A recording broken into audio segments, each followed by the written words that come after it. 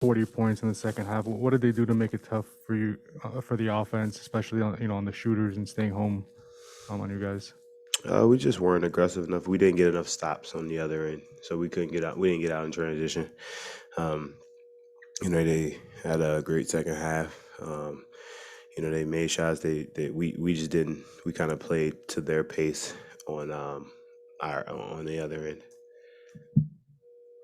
You guys have had so much success this season. How much do you want to take a game like this to learn from, or do you just kind of want to move on from it quick? I mean, you'll always learn from everything. You learn from every game, every opportunity you get to step on the floor. We don't take it and say, "Oh man, it's not the end of the world," but we look at it and see what we can do better. That team's playing. They've been playing extremely well. I mean, for the last 2 months, they're a really good team, and they came to the challenge and they beat us on our floor tonight. Kyle, obviously, you've been able to close out a lot of games, and you're on a good run before this. But where do you think you guys are in terms of late game offense? I mean, you've been through those clutch situations in the playoffs. How close are you to where you guys want to be in terms of executing? I don't think we're nowhere near where we need to be, and we don't want to be there yet. Honestly, I mean, we're only in February. We play for April, May, and June. That's our whole thing is we want to be our best team.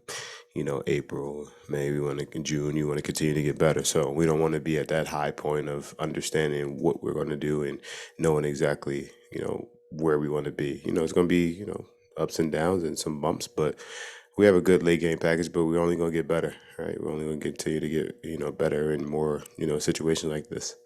The league has gone to a lot more length. We've seen what Cleveland did with their 7 foot across the front line. I mean, from Toronto, their lengthy, if not tall, front court. Certainly, Dallas showed that today. Also, playing bigger players against Jimmy. Also, what does it require? And seeming almost an evolving NBA when teams are going back to be bigger, as far as to get into your offense to be able to play through that size. Well, first things first, you got to get out in transition, right? And that length doesn't can't do too much in transition.